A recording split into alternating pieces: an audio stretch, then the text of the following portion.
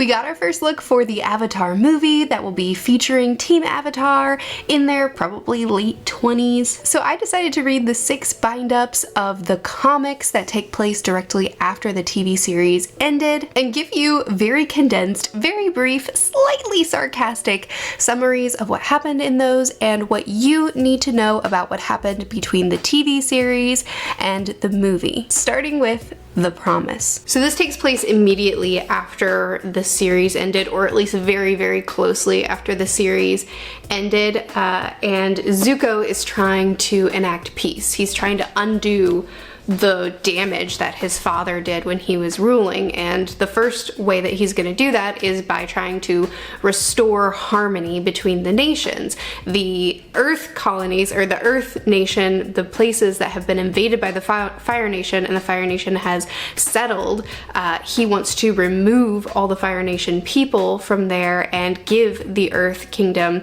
their land back, which sounds really good. So the first promise is from Zuko to the Earth King, promising to undo what his father has done and remove the Earth Nation people from the colonies that they've taken over. And the second promise is Aang to Zuko. He asks Aang to kill him if he starts becoming like his father and leading like a dictator. But really the point of this, I think, is just to show that even though the show ended on a hopeful note, things are going to be better moving forward. It's not as simple.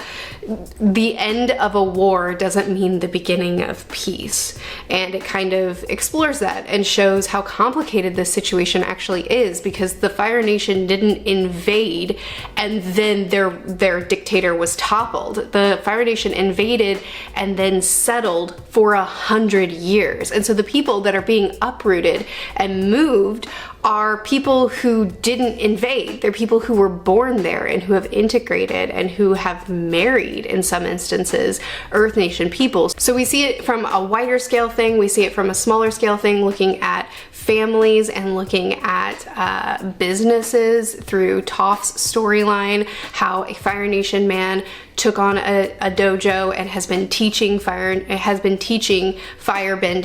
and then whenever he was removed from Earth Nation, Toph came and took over the dojo, and now she's teaching metal bending. But then when Zuko goes back on his promise and says, actually, okay, no, the Fire Nation can stay because I don't want to disrupt families and this is more complicated than I thought, then he returns. So anyway, Zuko is conflicted about if he should keep his promise or if he should break it, because it's a lot more complicated than he thought it was. Therefore, Aang is conflicted about, okay, do I keep my promise to Zuko because I think that this Harmony Act that we agreed upon is the right call, so you going back on it does look bad to me. So does this mean I kill you? Both boys seek out counsel from somebody that they trust. Aang seeks out counsel to Roku, which makes sense. Zuko seeks out counsel to his father, which doesn't, especially because Iroh's still in the picture, but it's fine. So both boys realize that their personal philosophy doesn't match up with who they sought counsel from. They have to figure it out on their own through discussions with others, through discussions with each other. But in the end, Zuko realizes that he never should have asked Aang to make that promise to him, and that really he was just looking for an easy way out, looking for someone else to be his moral compass instead of him being responsible for himself.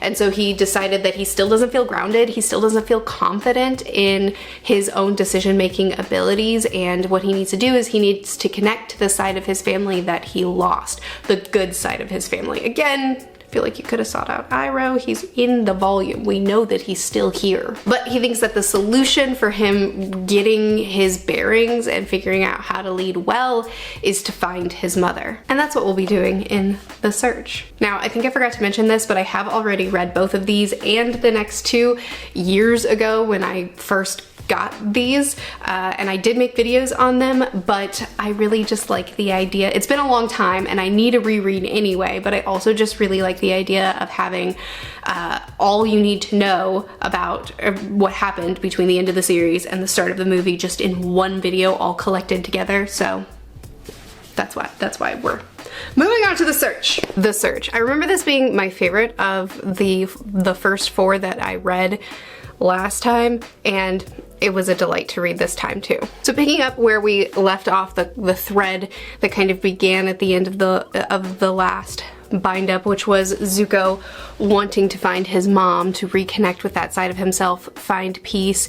He decides to set out on a quest to find his mom. He enlists Team Avatar and his sister. Just continuing on with those bad decisions that have been prominent as far as him. You know, he just has such a complicated relationship with his family. He wants so badly to have peace with his entire family, and his sister knows how to manipulate him. So she agrees to help out to go find Dearest Mom because she wants to kill her, and because she has a letter that contains information that will dethrone Zuko. Namely, Ozai isn't Zuko's dad. Turns out, Ursa, we learned through a whole bunch of flashbacks, she was forced into this marriage with Ozai, and she was forced to forsake her family as well as the man that she loved to be Ozai's servant, wife. And the letter states that the man that Ursa once loved is actually the true father of Zuko. So Azula is gonna dethrone Zuko and take her throne, which she deserves,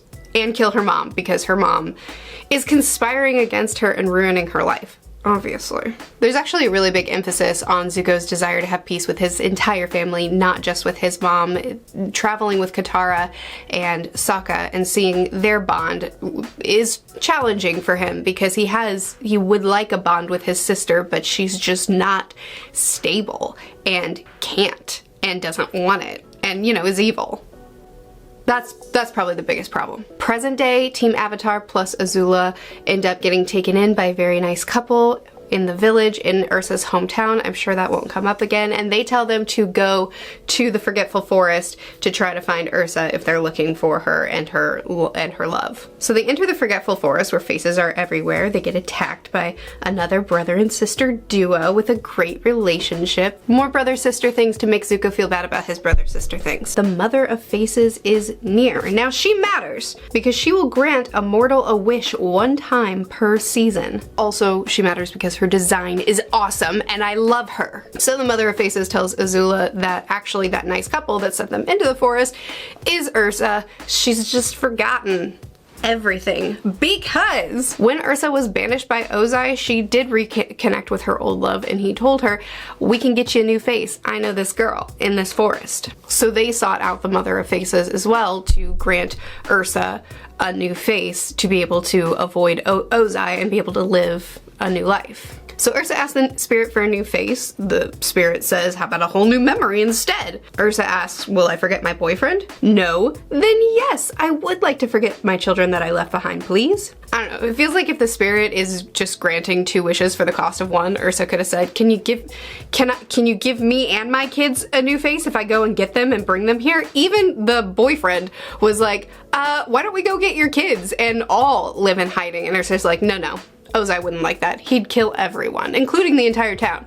Which, fair, you should be concerned about your town, but also your children. I'm summarizing this in a joking manner, but I actually love this plot point because Ursa's decision to leave has never really set fully right with me because yes, Ozai is an abusive man and he's at fault 100% for all of these issues, but I would have liked for her to have tried. And now to see that, in fact, she left and chose to forget her children when there were other options. There was other stuff going on. And yeah, to leave the spirit and not take the boon, not have her wish granted, and then come back to then go and try to steal her children away, which may or may not go well, and then go survive in the forest for another who knows how long to hopefully find the spirit. All of these things would be deeply inconvenient and could all go wrong. But she chose the convenient option, and that really humanizes her, and that makes her not just this perfect mother figure that we saw in Zuko's flashbacks, but actually someone that was deeply troubled and that didn't make every decision correctly for her kids. Kinda love that. So Zuko goes to have dinner with his parents and he tells his mom about her lost memories. Azula ruins everything and tries to kill her, and her mom tells her, I'm sorry I didn't love you enough. Then the Mother of Faces shows back up to offer her third one wish of the season and give Ursa her face and her memories back. By the way, she also gave the brother and sister duo that lost their wish because Azula stole it, she went ahead and gave them one too. So only one wish a season, unless we have plot to fulfill, then you know, we'll give them out for free. Anyway, Azula ran away and now she's just somewhere running amok. That'll probably come back around. But Ursa does get her face and her memories back. She apologizes to Zuko, and Zuko and Ursa are able to kind of start from the beginning again, which is really sweet. There's leaps in logic and conveniences and all kinds of things all over these graphic novels, but even with all that being true, I do really enjoy this one. I like that it leans on themes of Zuko that have already been explored and established and just continue, because that's human nature, things continue. He's still very conflicted about his family. He still wants peace with his entire family. He's still easily manipulated by Azula. He has a lot going on, and that doesn't just end because the war ended. I like the depth that we got from Ursa's character, and then it wasn't all good depth. She's definitely a character that you have to take an extreme amount of sympathy on. My goodness, she's been dealt a horrible hand. But she also just doesn't make every right choice, and she isn't as selfless and perfect of a mother as Zuko may have projected onto her, because she was the one shining thing in his, the one good thing in his life for a long period of time. But I like that that's not just how it is. Plus, the Mother of Faces is my favorite spirit design that I've been introduced to, and I think she's cool, and I like that she's kind of disgusted by humans, but at the same time is like, you know what? All right. Yeah, it's really not that big of an inconvenience to me to just like give you a favor, so sure, whatever. And just like her attitude. She's fun. Anyway, the Rift. It's me again. I'm in the same spot, so it looks like no time has passed, but it's been a couple of hours. Truthfully, I think that this is one of the more irrelevant ones for the purposes of this video. It's a very self-contained plot that handles things to do with the right now and not with the wider scale things. So I'm gonna keep this one quite brief for the purposes of what we're trying to accomplish here. So, in The Promise, Aang broke his link to Avatar Roku, and really just all of the previous Fire avatars. That, naturally, has consequences. So now, a previous Air Nomad avatar is appearing to try to warn Aang of something, but he can't hear her because you damage the link, you break the link with one, you damage the entire link. So Aang ends up going back to this sacred holy land where they used to do these rituals that he never really learned the reasoning behind, but it was just what you do. And he wanted to do those things because that's what you do, but then also to maybe try to restore his link a little bit. Toph doesn't super appreciate it's just how things are done kind of mentalities, because that's how she was raised and that was how her personal identity and personality was kind of suppressed. So she is in her kind of bratty mode where she's just like, no, I'm not gonna do it. I don't want to.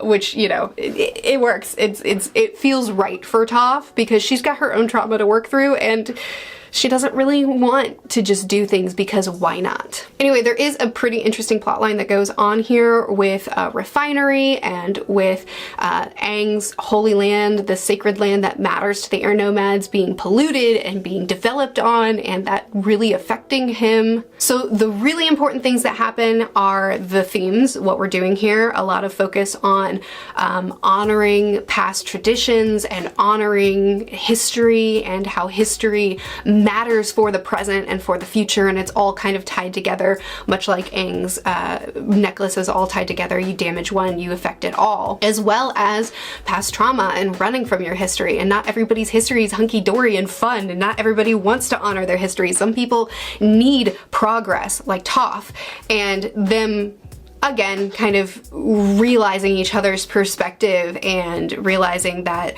both are true. History does matter for the present and for the future, but also things have to change and things have to move forward, and clinging to the past so tightly will stifle progress. So that's kind of the the place where they all landed. I think probably the most important thing that happens as far as future development is Toph with her relationship with her dad. He is one of the people that's in charge of this refinery, so Toph ends up confronting her past directly in talking to him, and at first he continues to disown her. He's like, that's not my daughter, I don't know this girl, get her out. But through a set of plot conveniences, they all get trapped in a collapsed mine, which Toph is holding up by her bare hands, and I freaking love that panel. And her dad ends up kind of coming around and apologizing to her and telling her that he does love her and he loves her for who she is, not for who he tried to make her into. And I do love that her response to this isn't to break down or to have a heart-to-heart. It's basically to say, yeah, because I'm Toph. I just really like Toph. One thing that is brought up in this is, so in The Promise, one thing that the writers tried to address is Aang really values being the Avatar, and he also really values being an air nomad, and he also really values his friends and this found family that he's developed. So what happens when these things conflict? What happens when his duty as an Avatar conflicts with being a friend, like the promise that he made to Zuko and the promise that he made to the people to help restore peace, but Zuko seems to be conflicting with that. What does he do? And in this one, it's kind of more focused on who he is as an air nomad versus who he is as an Avatar and as a friend. That really comes into play too, because at one point Toph gets harmed or attacked and Aang harms a spirit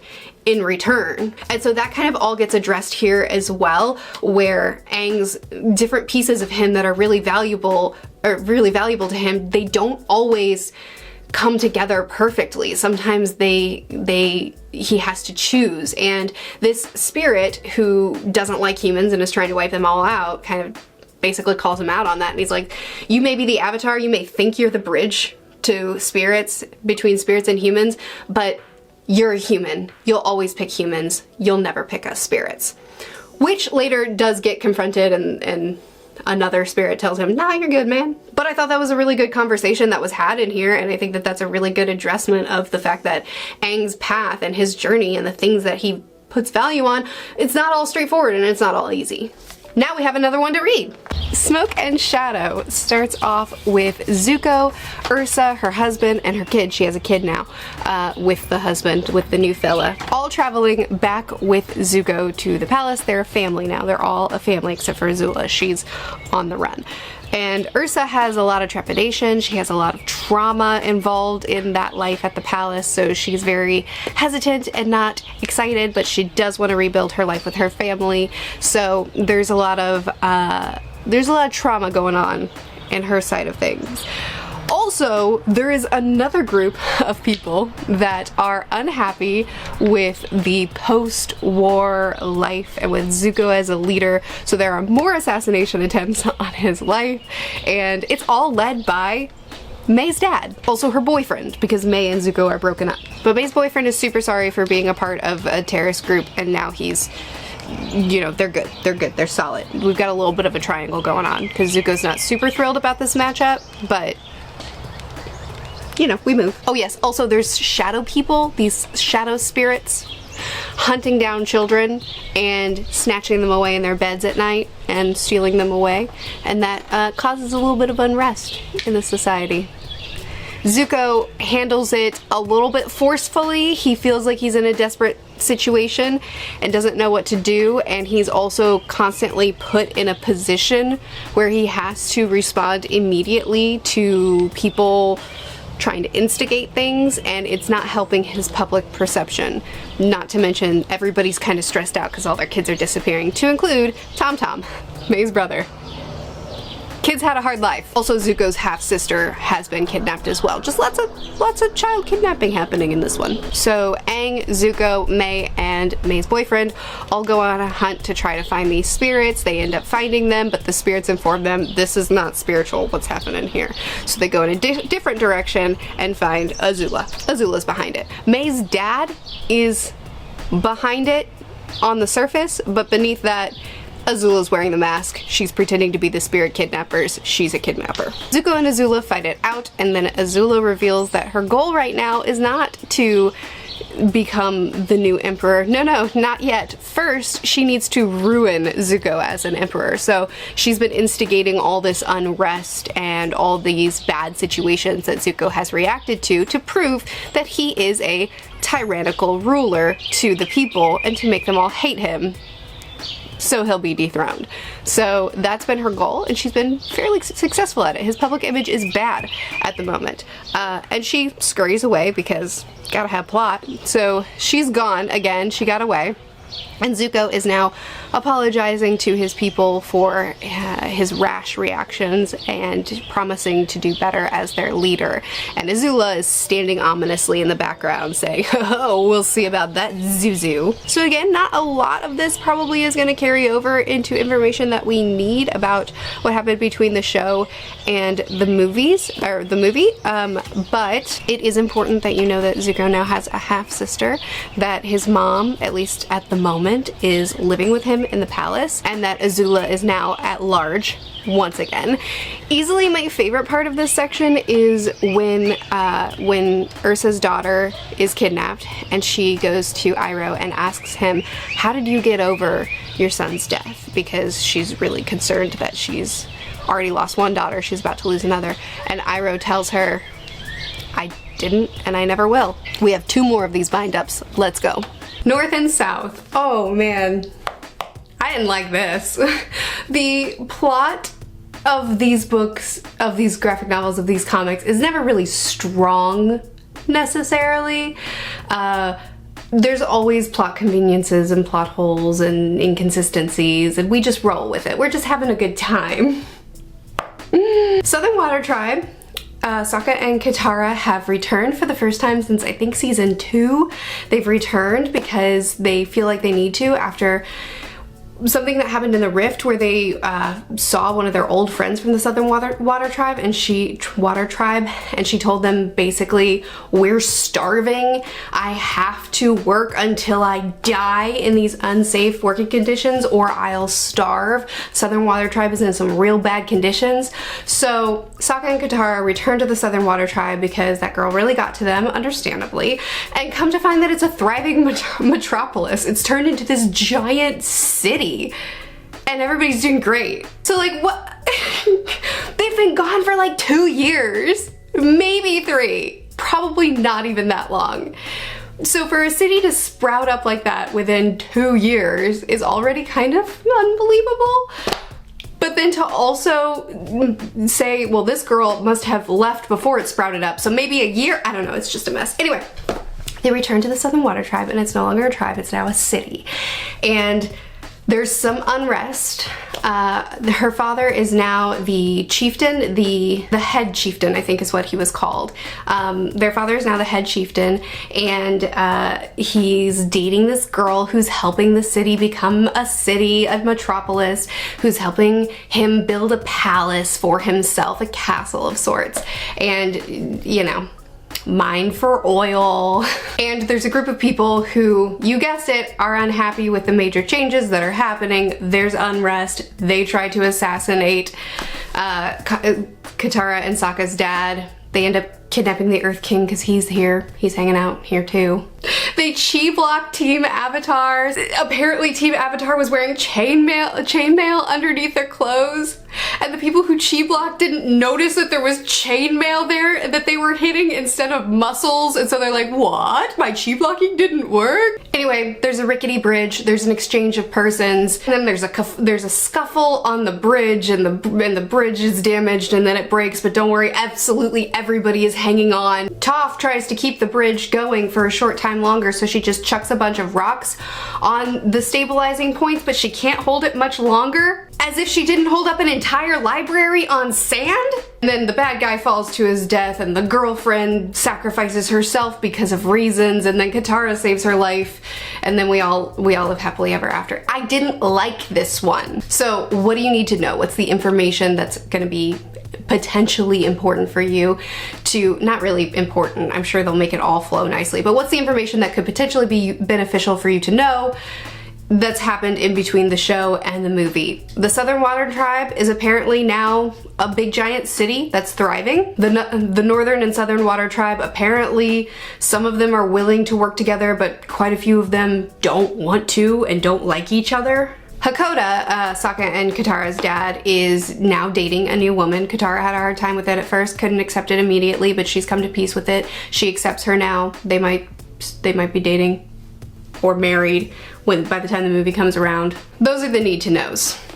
I'm done with this one. Let's hope the last one ends well. Hope we end on a good note. So I've finished Imbalance, and oh, I was nervous at first because I have really enjoyed the art in these books so far. I just think the colors and everything are very pretty, and they changed artists in this one and it's very jarring. These graphic novels are split up into 3 parts, and the ending of the first part was like the cheesiest, most obvious twist imaginable. So in this one, Aang, Katara, Sokka, Team Avatar minus Zuko, return back to the same place, Crane Town, the same place that they went to in where the rift took place. And it turns out that this place has continued to develop, continued to pollute, and continued to kind of push back nature. More of the problems that Aang was having with this town in the rift, but then even more because now the benders and non-benders are at odds. Some benders have gotten together, created a secret society because they're not happy with the way of things, and they're targeting non-bender businesses or businesses that are using machines to replace benders,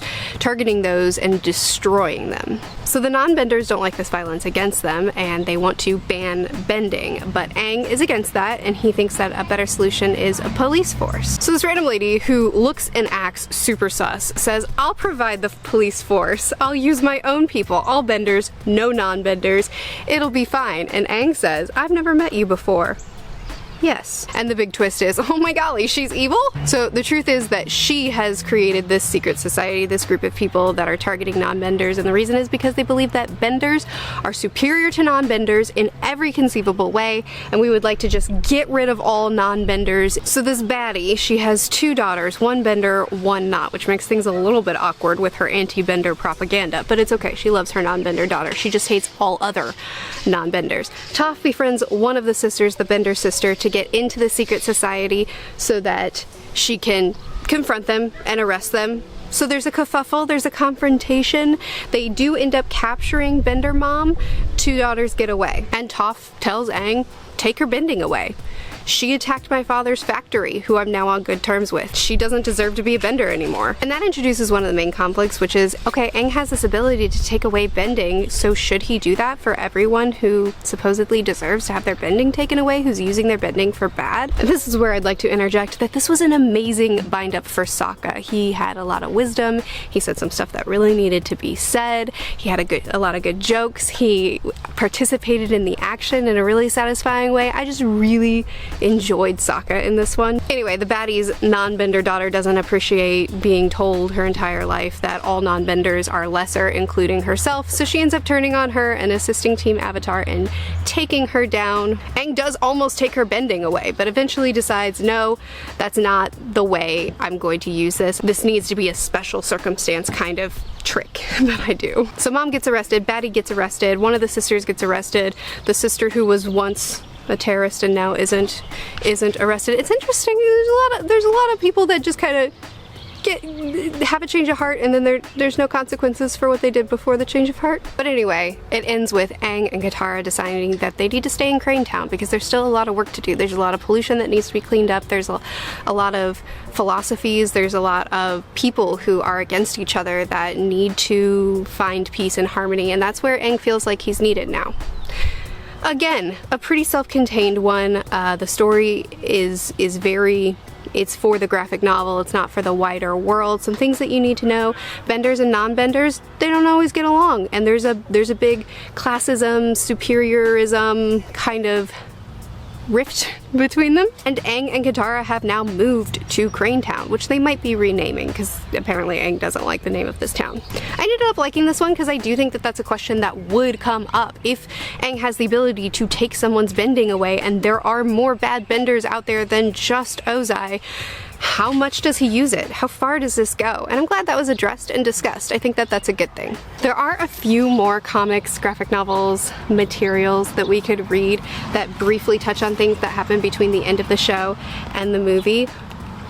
But I think we've covered the main things. There's also an Azula graphic novel comic bind up that will be coming out later this year, but it's not out yet, so I can't talk about it yet. And the truth is that none of this could be relevant. I mean, the showrunners did approve all of these plot lines, but based off of the editorial notes that were in the margins of these comics, it looks like there was a lot of creative freedom for the people who were actually doing the hands-on writing. So really any of this could be redacted. Any of this could be considered non-canon, as now the showrunners are adding to the canon. I imagine stuff like Ursa being back into the picture, Zuko having a good relationship with his half-sister, Toph rebuilding her relationship with her dad, Katara and Aang moving to Crane Town. Things like this may come back up, but I think the main plots that happen in these stories probably won't. Toph being a contributor to her dad's business probably is also going to come back up. Oh my goodness, these are heavy! There's a lot of content in these, and I think that they have flaws.